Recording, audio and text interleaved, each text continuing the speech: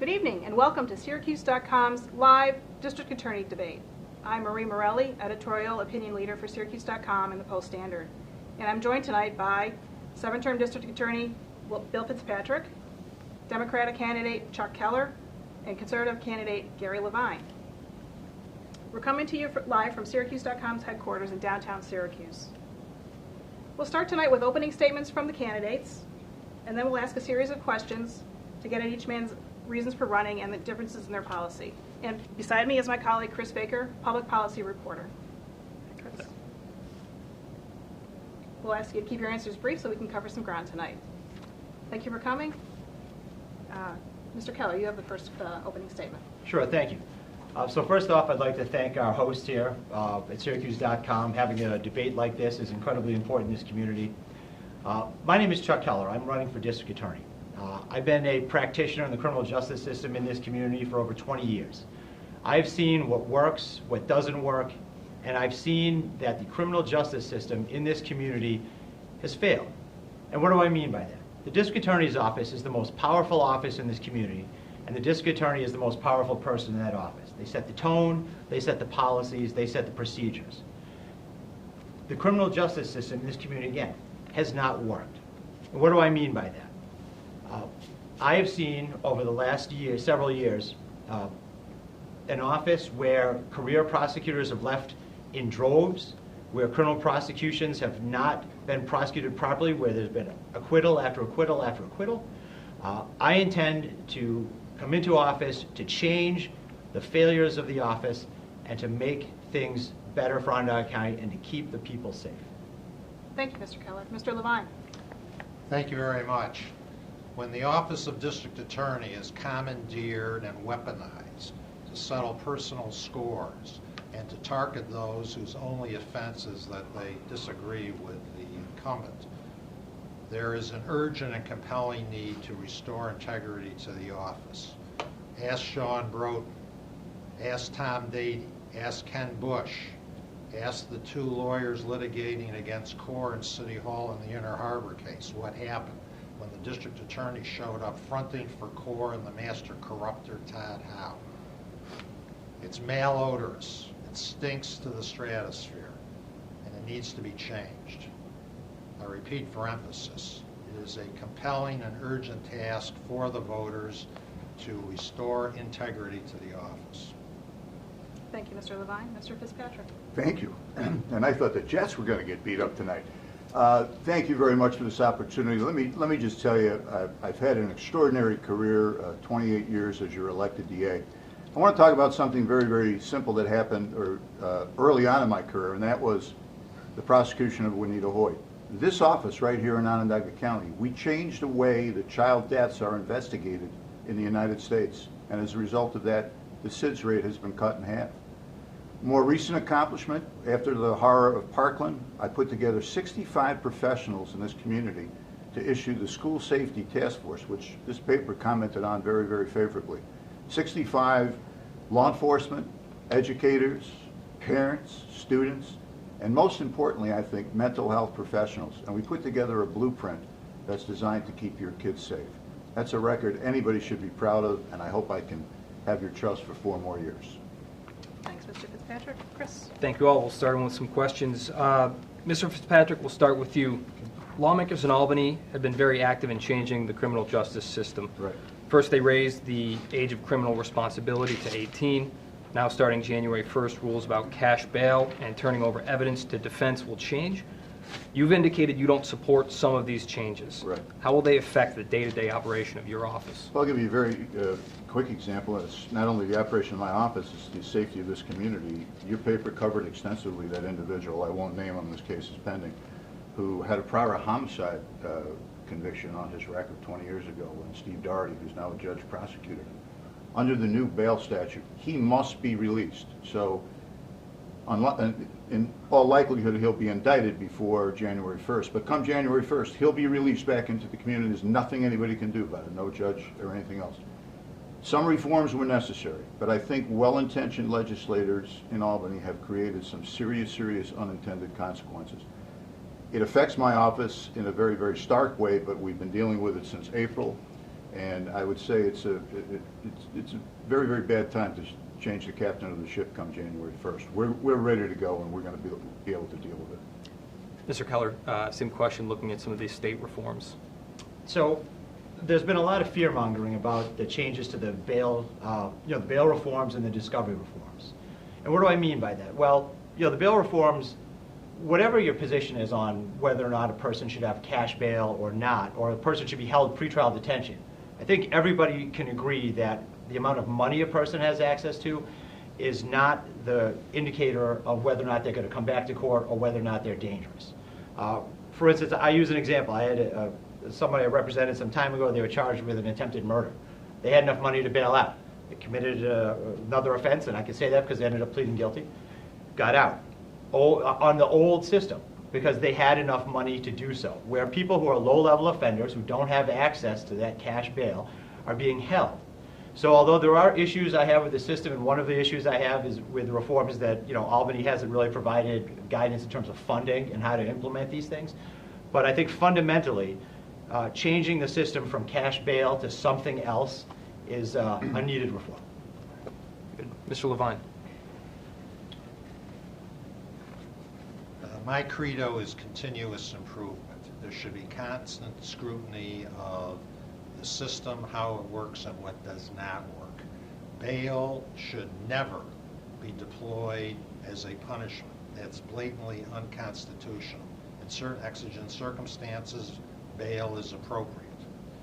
With respect to exculpatory information in the hands of the prosecutor, that should be turned over expeditiously. I believe in experimentation. I have stated previously and want to reiterate here tonight. I support the enactments on the proviso that there be a trial period. I would propose 1 year, at the end of which an empirical analysis has been conducted of their effectiveness. And the evaluation ought to be done on the basis of impartial analysis, not ideological predisposition. Can we follow up on that? Or what? Yeah, if you'd like 30 seconds to respond. Yeah, real quick. We review all the bail situations on a weekly basis. Right now, there are 6 people out of 480 who are being held at the Justice Center on what I would call nominal cash bail. And that's 4 of them out of 1 court. Chuck has 4 clients who are being held right now, 2 parole violators, 1 person charged with murder, and 1 absconder from out of state. That's a pretty good record, I think, for a DA.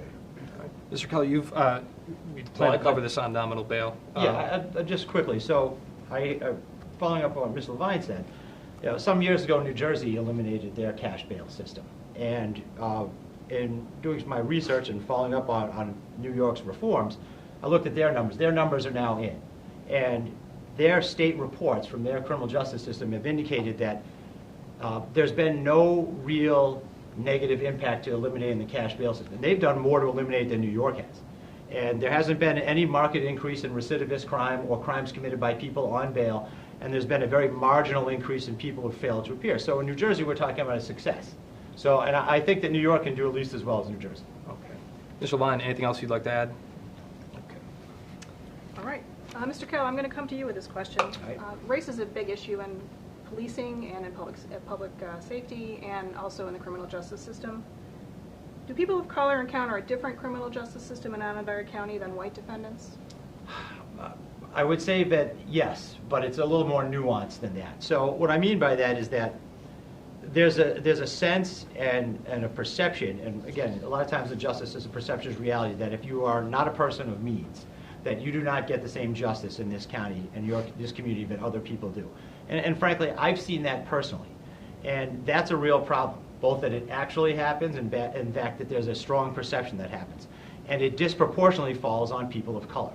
So yes, I think there is a real problem in this community, and that's something that I'm going to focus on and address so that the community doesn't feel that there are 2 justice systems in Onondaga County, but there's only one, and that justice system is fair.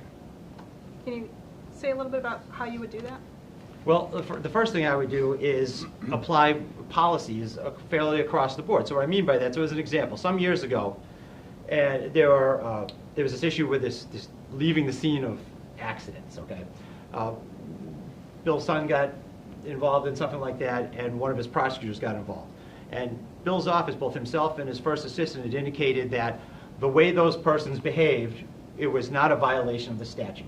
And I don't take issue with that because, you know, although it's not technically in the statute, I don't take issue with his interpretation at all. But shortly thereafter, I had a case where somebody was charged with the very same thing. And when I raised the position that was in the paper from Bill and from his first assistant, not only was I told, no, we're not going to give you the same consideration, but I was literally threatened by one of his bureau chiefs for raising that question. That cannot happen. That is absolutely not fair. It cannot happen. Right, let's get Mr. Fitzpatrick to respond. I'm personally fond of Chuck. I just don't think that my son's hit-and-run accident, which is not a hit-and-run accident at all, should have been brought up. He bumped a fence post. He immediately called his landlord. His landlord acknowledged that, and his landlord said he's a good tenant. So I really wish we could keep this at a higher level. Is race an issue? Absolutely. That's why I was the first DA in upstate New York to put in a drug diversion program, which affected disproportionately, in a good way, minority individuals.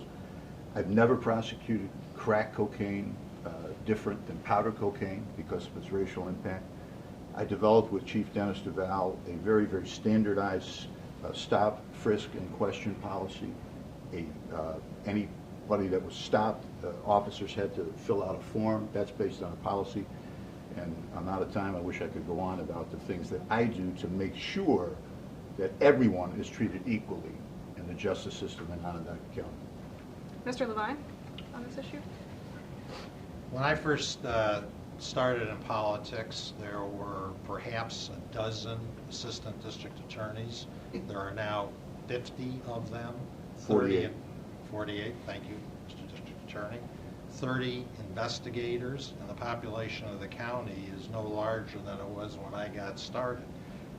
The criminal justice system has evolved into an enormous bureaucracy with grinding gears. And one of the perversities of it is at every juncture in the process, discretion, as unilateral discretion, has been increased.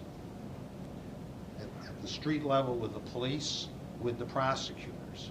When integrity is restored at the top, there will be a tone set where there's going to be a sensitivity that is not now associated with the grinding bureaucracy. Chris? Mr. Lavine, I'll direct this next question at you. You focused much of your effort in this race on the district attorney and why you said he needs to be removed from office, but you haven't offered many specifics on what exactly you would do with the job. I'd like to know, do you actually want the job of district attorney? I've lived here all my life. I have known every district attorney since Frank Gualtieri. That's over 50 years ago. I've seen the good, I've seen the bad, and I've seen the ugly in the operation of the district attorney, including some of the predecessors of the incumbent. There is no more important job. It's a higher calling to ensure justice. I hear the higher calling. Very good. Mr. Fitzpatrick, you've been the subject of a lot of criticism from Mr. Lavine. I'd like to give you a chance to respond to the same. Yeah, really. I don't want to waste everybody's time listening to this, responding to the really vile and just lies. I just hope that when if people just would take the time to educate themselves about where the information is coming from, how false it is, and just I'm just trying to keep, as best I can, to keep this a positive campaign. You know, all these things that he's complaining about, he knew about them and yet still contributed to my campaign until the such time as he woke up because he decided to sue my son in a lawsuit. That's what this is all about. Chuck is running because he wants to be DA, because he's got some ideas. I look forward to talking to Chuck about those. Mr. Lavine, your own article, Chris, he pointed out he's just trying to be a spoiler. And I just think that's pathetic. Mr. Lavine, you want to respond? Thank you. Yes, the district attorney is trafficked in this canard that I'm running because of the $4,000 dispute between his son and my sister. He then went before the executive committee of the Conservative Party and accused me of a felony. He stated that I offered to withdraw from the race if my sister was paid $4,000, a concoction that is phantasmagorical. I expect, actually, given his MO, if he's reelected, he will grandly announce that I tried to corrupt the election, and a special prosecutor will be appointed, farmed out to some other county where it'll linger for 2 years. That's the standard MO. All right, The premise is false. All right, we're going to move on. we'll move on from this. Raise a question for Wonderful. Mr. Keller. Mr. Keller, you spent your career defending people accused of crimes. Why do you want to switch sides now and prosecute them? Well, I've been a lawyer for my whole professional career. So when you talk about sides, I don't really look at it as sides. So in order for you to have justice to get made, you need competent, zealous defense, you need ethical, trained prosecutors, and you need impartial and professional judges. So we need all three parts of the system to get justice. So what I look at is I'm just a participant in the criminal justice system, trying to obtain justice. Right now, my clients are individuals, and I do everything I can to follow my oath to zealously represent those people. And when I'm district attorney, I will take that oath just as seriously and represent the people of Onondaga County just as zealously. So I don't really look at it as sort of a changing of hats. The law is the same, the courtroom is the same, witnesses are the same, those kinds of issues. I'm involved in leadership with the defense bar. I'm one of the professional standards committee. I'm on the judicial review committee. I'm a mentor. And I intend to engage in those kinds of leadership activities when I'm the district attorney. You were a defense attorney at the beginning of your career. How was it? No, actually, in the middle of my career, I was a chief homicide prosecutor for when I retired from the DA's office, and I had been a prosecutor for 10 years. I was a private defense lawyer for 5 years, and then have been DA ever since. And I think that the 5 years were very enlightening and very helpful to me becoming a very, very good DA. How so? No DA should walk into a courtroom and say, I'm the guy wearing, the white hat, I'm the guy in the shining armor. People make mistakes, and people need, not only victims need justice, but people that Chuck represents, they need justice too. And what I've done for 28 years is I've looked at, why did this person commit this crime? It's a petty larceny. Let's lock them up for a year. Well, no. Let's find out what they stole and why they stole it. Was it a young woman stealing diapers? I'm not going to put that woman in jail. I'm not even going to prosecute her. I'm going to try to alleviate the situation and make the merchant in her whole and find out what her needs are. And that's the way I've carried myself for 28 years. Mr.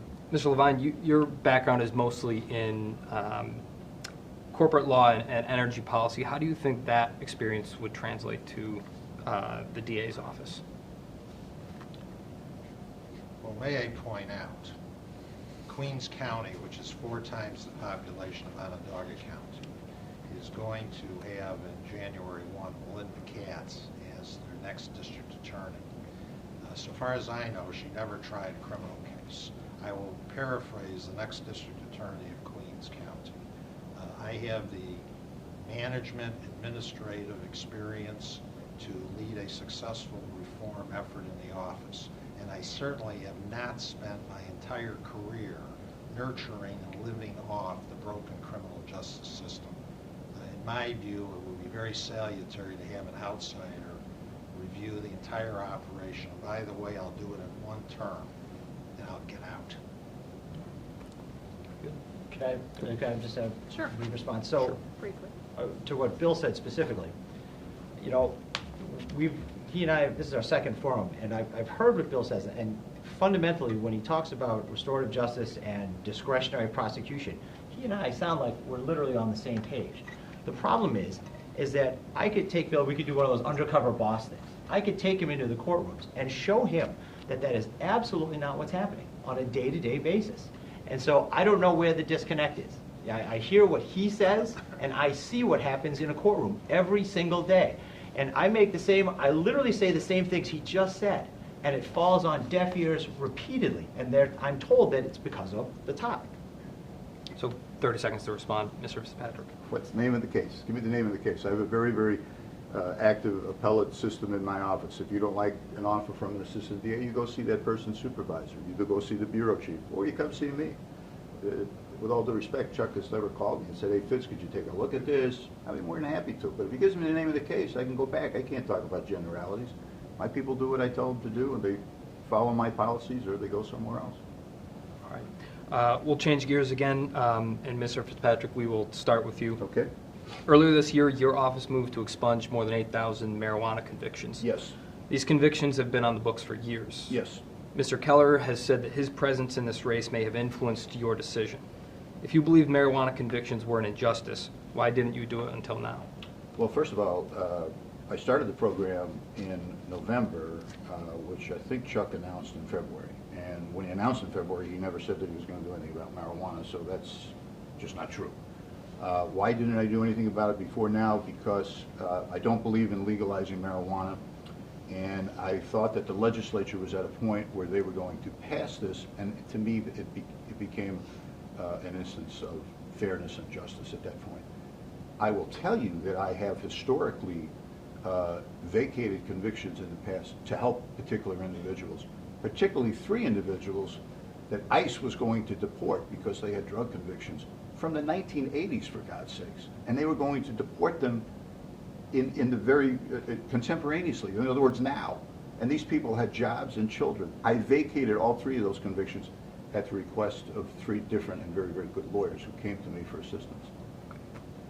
Mr. Keller, you have hinted, or you have said that you believe your policy may have influenced Mr. Fitzpatrick's. Do you think that's the case? Well, I mean, certainly my formal announcement came later, but there were a lot of discussions, and most of the legal community was aware that I was gearing up to run, and I'd had these discussions. So, but the bottom line is once again, what I hear is a disparity between what Bill is saying and what happens in practice. Again, I'm in these corners, I'm in the trenches, and I see his prosecutors fighting tooth and nail prior to his putting that policy in place to convict people for marijuana offenses. And I have always felt that was an injustice because, for the most part, it resulted in a fine, right? Not rarely, if ever, an incarceration. But what it did have was collateral consequences. So, for instance, a person who would just plead guilty and pay a fine would later on go on to find out that when they go to school, suddenly their student loans are gone. Because under the federal law, a conviction for a marijuana offense, even a violational offense in New York, was a bar to student loans. And so you would have a grave injustice which far outweighed the penalty, which is, again, essentially a fine. And again, we can go back and forth about our policies, but again, I see what happens on a daily basis. And if it were different, I wouldn't be sitting in this couch. Mr. Lavine, would you have chosen to vacate those convictions as well? The entire criminal justice system might be called a permanently failing organization. The failure doesn't cause it to go away or necessarily get fixed. The gears of the huge bureaucracy keep on grinding. The bureaucracy changes slowly, very, very slowly, because there is no fundamental incentive to change. People are living off the system, and they just go on and on and on as they always have. That's wrong, and it requires leadership at the top to make the change. So is that a yes? You would also have vacated those convictions? Of course. Okay. Mr. Keller, I'll go to you with this question. Do you think the district attorney's office should be more aggressive in prosecuting police? I don't know that aggressive is the right word. Again, police have a very difficult job, but corrupt police and law-breaking police need to be prosecuted to the fullest extent of the law. And again, there is a clear perception in this community that if you are a member of law enforcement, you are an insider. And if you're an insider, you get a set of justice that's different from everybody else. Again, the perception becomes reality. So people like Chester Thompson and other officers who, it can't be allowed. And what we need to have is more transparency, more openness, because what that does is it weeds out allegations which are false or baseless, but also lets the community know that there are allegations that their complaints are being heard, because I think that's something the community doesn't think, that they're being heard. And on the other hand of that is that where there are credible allegations, I think that this district attorney's office has been too lenient in letting those types of cases go. I mean, there are convictions obtained, but very rarely is there significant or serious punishment. Mr. Lavine? It's a noteworthy fact that all 3 candidates had dads who were cops. I learned from my father, who was in Troop D State Police, the essence of being a good cop is sound judgment. By the time that it gets to an incident, whether it be dishonesty, unethical behavior, improper use of force, an improper discharge of a firearm, it's too late. The chief law enforcement officer of the county, the district attorney, should be constantly importuning, cooperating with law enforcement to make more sophisticated the selection of new officers, their training, their mentoring, their monitoring. Prevent the incidences before they occur. Mr. Fitzpatrick? By law, we have absolutely nothing to do with the selection of police officers, but we have a lot to do with training them, and my office does a lot. The writer brought up two cases. Chester Thompson, he did not plea bargain his case. He pled to what he was charged with.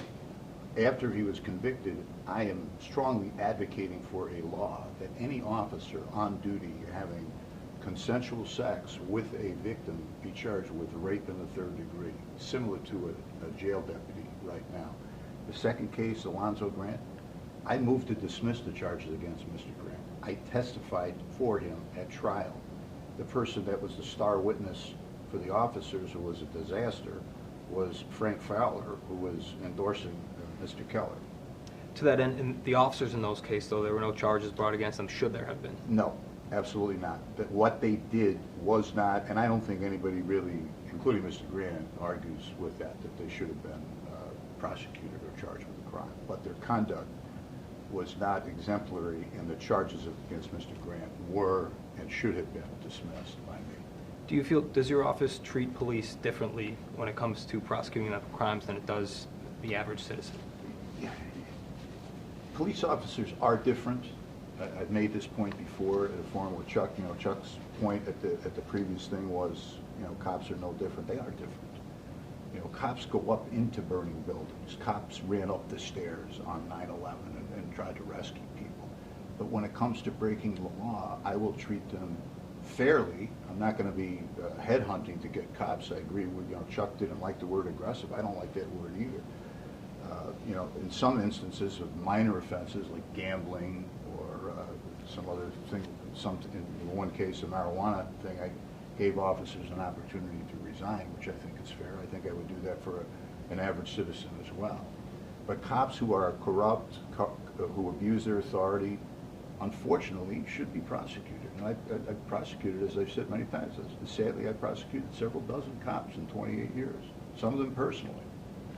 Mr. Fitzpatrick mentioned your comments. If you'd like 30 seconds to respond. Yeah, so, again, the proof is in the pudding, as they say. So let's talk about a case. If we're talking about specifics, let's talk about another case. There was an officer, Mims, who was recently discharged from Syracuse Police. So I found out that Officer Mims was a witness in one of the cases I had. And we did our own investigation. And what we found out was shocking. The level of violence, dangerousness that this officer put in a domestic violence situation, no less, literally put a gun to someone's head, kidnapped them, beat them, coerced them to give false statements. And the worst thing that happened was he was charged with a misdemeanor. He was charged with a misdemeanor. It's incredible to me that he was allowed to do that. And he was allowed to plead guilty to that misdemeanor.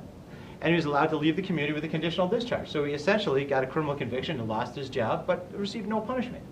I have people who are charged with so much less, who face so much more jeopardy. And that makes it, that's the perception that this community has, that there are two justice systems. Again, not saying cops should be prosecuted more so, but we need to be fair to everyone. Okay, thank you. Just 15 seconds to respond on Officer Mims. Mr. Keller knew about that conduct because we told him about it. The conduct he described happened in 2 counties. The more serious conduct happened in another county. That's not true. I believe the incident did happen in Lake George. The Part second of an incident did, but the incident where she was actually kidnapped from her residence happened in this community, where a gun was put to her head and to someone else's head happened in this county. All right, we're going to move on from this issue and kind of change gears quickly. We're going to move from this into lightning round portion, which is a series of short answer questions. We're going to go down the line. I'll ask you each question and ask you to give it'll be either a yes or no answer or a one-word answer. Please keep them brief. These are meant to be a little more lighthearted, and then we'll dive into some more policy issues. Mr. Lavine, we'll start with you and work our way down the line here. What's your favorite thing to do at the state fair? Be at the fair. I went all 13 days, and I went 2 days before. Mr. Keller? Go on every ride that my 5-year-old daughter Claire wants to go on because she's a little daredevil. Mr. Fitzpatrick? Sausage sandwich. All right. Then we'll go back the other way. Mr. Fitzpatrick, who is the most influential defense attorney you've worked with in your career? Ed Gerber. Mr. Keller? David Oken. Mr. Lavine? DA and I agree, Ed Gerber. Okay. All right. Coming back this way, Mr. Lavine again. Who has the best pizza in central New York? My wife makes the best pizza. That's a good safe answer. Pavone's. It's right next to my office. I frequent it on a daily Say that basis. again.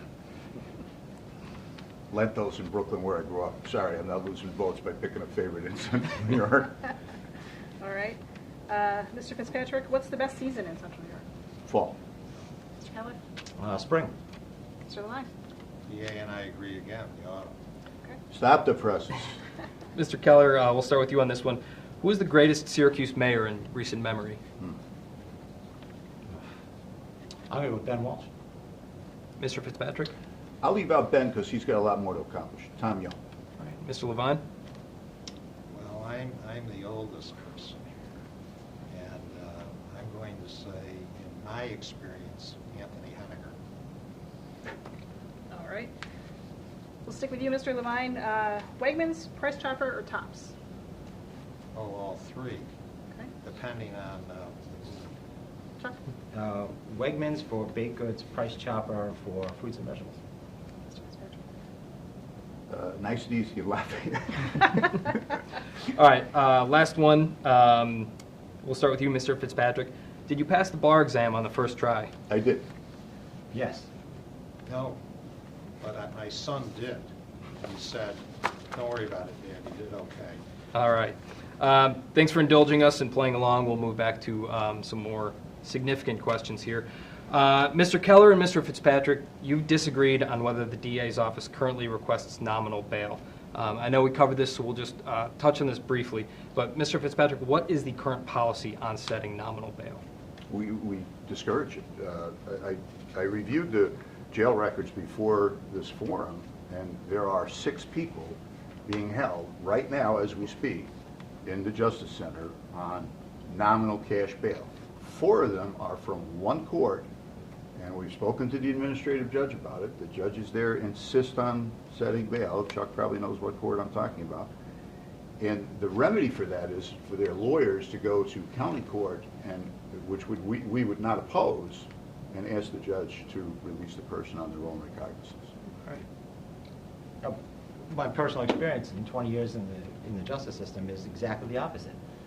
And again, I think that what you see is that you have a lot of prosecutors who lack the training to understand what's a good case, what's not, where bail should be set and what's not. And what happens is the default becomes, well, let's ask for bail routinely. And a lot of times when bail is asked for, a judge overrules the prosecutor's request and releases people. But also a lot of times is that prosecutors ask for people to be remanded or warrants to be issued where people have valid excuses for not coming to court. Someone misses a court date because they're in the emergency room, or they're sick, or they just call the lawyer and say, I missed my court date. Rather than saying, okay, well, let's get another court date, and, which is better for everyone in the system. Routinely, the prosecutors simply say, Judge, our office policy, we're asking for a bench warrant. We're asking that bail be set. And again, it happens so often that literally I wonder what office Bill is talking about. I mean, literally, if he came with me, we could put on disguise of both of us, do undercover bust. He'd come down and he would see that it's just not the way he says it is. Again, I wouldn't be here if it was. Mr. Lavine, anything you'd like to add on nominal bail? I'd like to reiterate the observation by Chuck Keller, who more eloquently stated than I have, the grinding gears of the giant bureaucracy. What do you expect? I repeat for emphasis, there's no incentive to change. The district attorney has been presiding for 28 years, and we're now having this very animated discussion on the problem. Having that, That from a guy who's never been in a courtroom in a criminal situation in his life. All right, let's move on. Mr. Fitzpatrick, you've occasionally used the DA's office in ways to go beyond prosecuting crimes. For example, by putting to rest some domestic violence allegations against a public official, opening an investigation into elected officials without bringing charges. Is that a proper use of the DA's powerful position? And are there any limits on the power of a DA? Answer the first question, yes, it is proper use. Are there limits? There are tremendous limits on the power of the DA, as there should be. A district attorney is not a potted plant. He or she should not just take what police give them.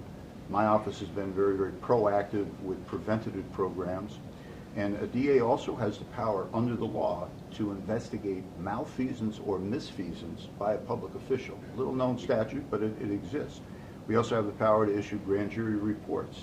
We issued, I thought, an excellent grand jury report, which your paper lauded, regarding the lead paint situation here in Syracuse. That's not in the written definition of what a DA is supposed to do, but I think it's a very wise use of power and discretion, especially if I'm going to be potentially saving the lives and well-being of some kids in this community. Mr. Keller, how would you use the power of the DA's office? Well, I mean, look, the perception out there and the reality is that the district attorney's office settles personal scores by using the grand jury investigation process. And how do we know that? Well, because we know that the vast majority of these investigations, not coincidentally, are of people who cross bill or who come across his radar. You know, you take the Ken Bush investigation, the Minor administration, Chief Fowler, Deputy Chief Broughton, all of these people who are at some time or another have crossed this current district attorney's office and they find themselves the subject of a grand jury investigation. None of these grand jury investigations went anywhere. In fact, one of them, a judge, put a stop to the investigation, calling it a fishing expedition, but had to put a stop to it. Again, these kind of things don't instill confidence in the public in the criminal justice system. I want to change that. I really do. Mr. Lavine? Robert Jackson, an upstate lawyer who was Supreme Court Justice and Nuremberg war crimes prosecutor, said, no public officer has more sway over the life, liberty, and reputations of the citizenry than the prosecutor. It is an enormous power, and it's been abused during this administration. Mr. Fitzpatrick, you want to respond? This is a guy that has, for a decade, sat on JACO, the organization that is designed to root out public corruption. You know who they're going after right now? A rape survivor, because she had the effrontery to advocate for the passage of the Child Victims Act. That's Gary Lavine talking about integrity. Her name is Kat Sullivan. If you don't believe me, please Google it and look it up. And in his decade on JACO, he's never found one public official that should be referred to a prosecutor for breaking the law. Mr. Lavine, your response, then we'll move on.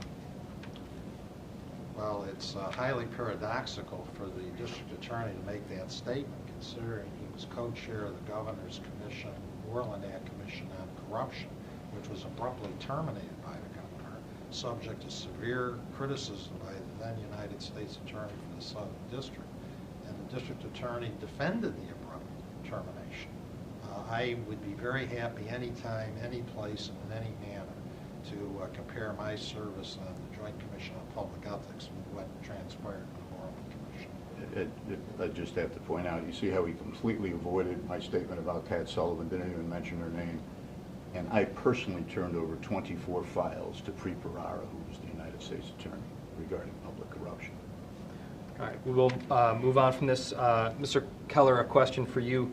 Much of your career has been as a sole practitioner.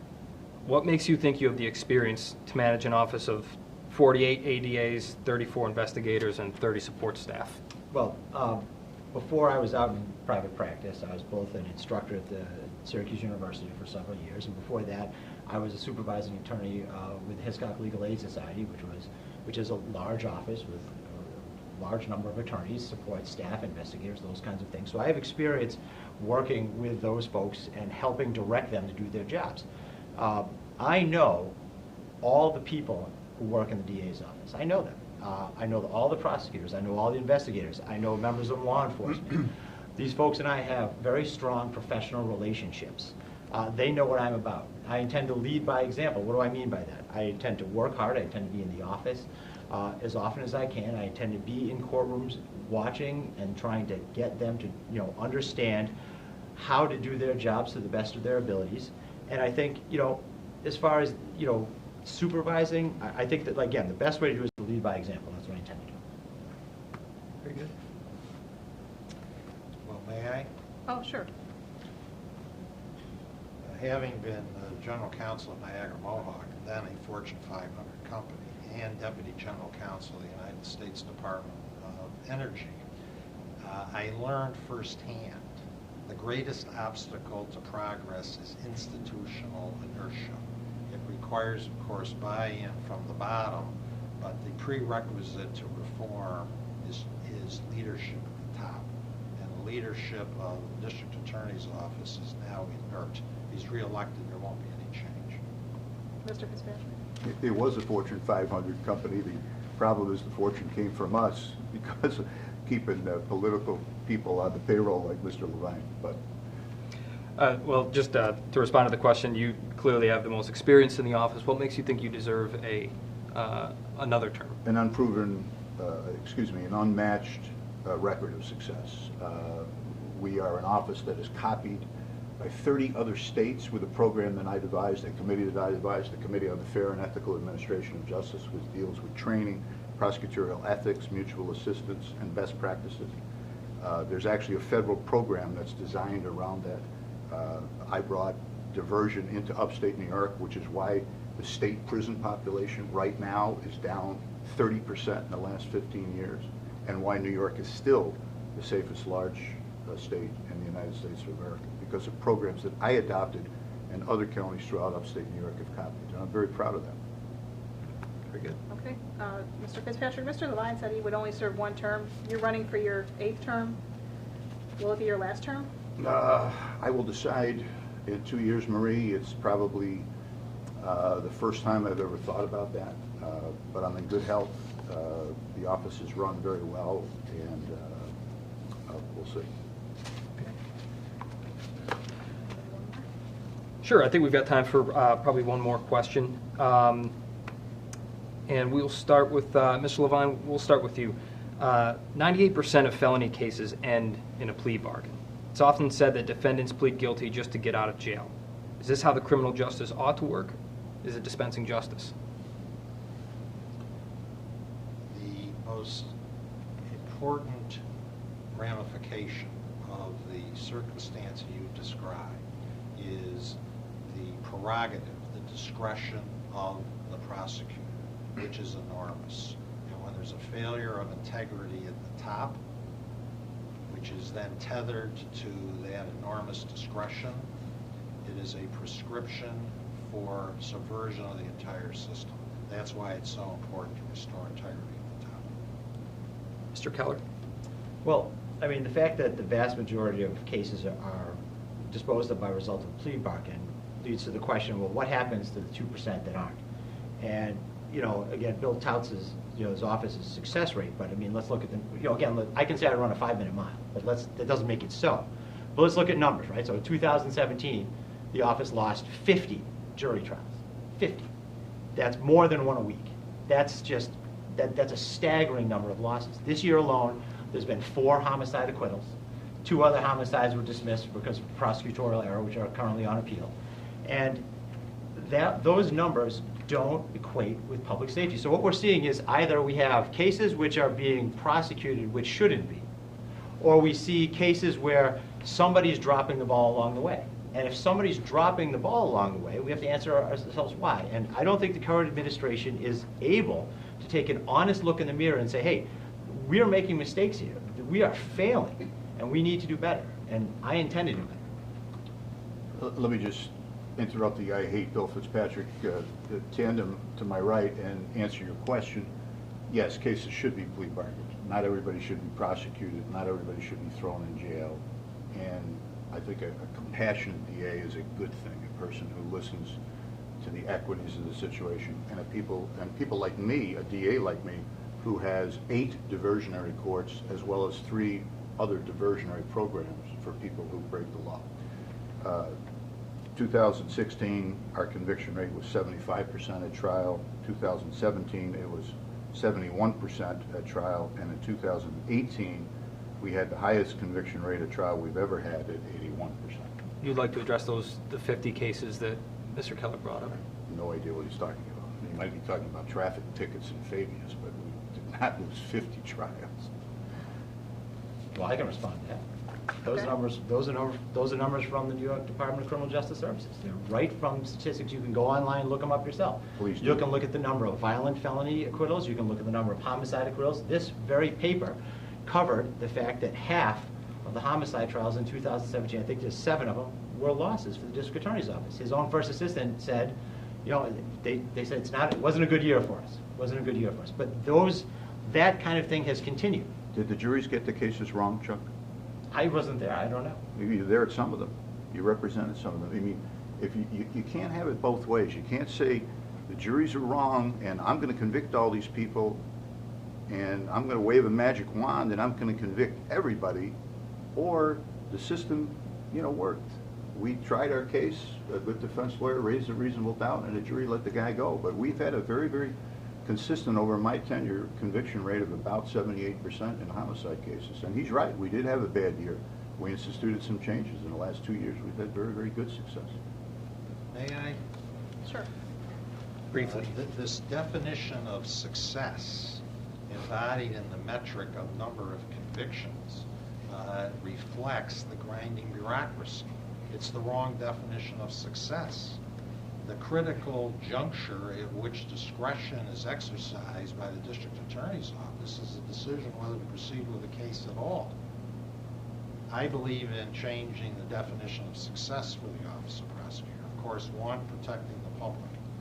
2, diverting as many cases as can be diverted out of the criminal justice system.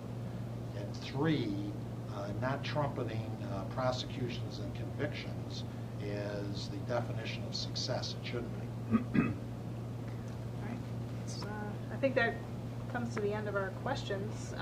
So we're going to give each candidate a minute to sum up and deliver a closing statement, and we're going to go in reverse order that we gave the opening statements. So, Mr. Fitzpatrick, that means you go first. Thank you, Marie, and Chris, this is very enjoyable, very interesting talking to Chuck.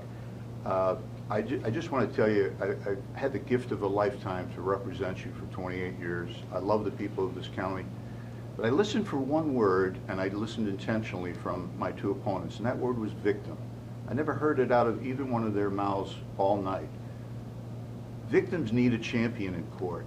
I've been blessed for 28 years, 40 years as a prosecutor, to be that champion for you as victims in court. I want you to be safe. I wake up every day, and what I think about is how can I protect you, how can I make this county safer, and how can I make sure that victims get justice in this county. I've got a desk drawer in my credenza with 500 cards and letters and birthdays and best wishes from people that I've helped, including the families that Saccone wiped out, and so many more. And I'd be honored beyond description to be your DA for 4 more years. All right, Mr. Lavine, you're next. In abusing the power of the office, the incumbent has been the victimizer. Now the office is feared, not respected. When integrity is restored, the office will be respected, not feared. Mr. Keller, last word. I've been in the trenches in this community for 20 years, seeing how the criminal justice system works. As part of this campaign, I've walked streets all over this community. And the one thing that I've heard from literally every person I've talked to is that it's time for change in the district attorney's office. People don't feel that the criminal justice system is serving them. My expectation is that I will come into office, I will make serious institutional change. I will institute better training, better accountability, and most of all, transparency and accountability. And I will serve the people of Onondaga County, and I will be the one to keep them safe. Very good. Thank you all for joining us tonight, and thank you all for watching from home. That concludes our debate for this evening. If you missed any part of this, the video will be available both on syracuse.com, on our YouTube page, and on our Facebook channel. Please follow syracuse.com for continuing coverage of this race, as well as other offices being contested this year. We'll be back here Wednesday morning at 11 a.m. with a live debate between candidates for Onondaga County Executive, Republican Ryan McMahon and Democrat Tony Malavenda. I hope you can join us then. The election is Tuesday, November 5th. Some polls will be open starting this Saturday, October 26th, as the county implements early voting for the first time. Make sure you get out and vote. Thank you to the candidates, thank you for our viewers, and thank you to our subscribers. Your support helps make our work possible. Good night. Thank you.